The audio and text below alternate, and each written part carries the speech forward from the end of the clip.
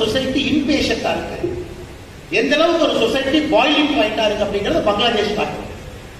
இன்னைக்கு whole of Europe பாருங்க, traditional politics யாரும் விரும்புறது கிடையாது. ஹோல் ஆஃப் அமெரிக்கா பாருங்க, எல்லாமே ஒரு கிரியேட்டிவ் எக்கானமி வேண்டும் என்று நினைக்கிறாங்க. யாரு இது போல யூனிக்கான கிரியேட் பண்ணல, நெக்ஸ்ட் ஜெனரேஷன் கம்பெனிஸ் யாரும் உருவாக்கல.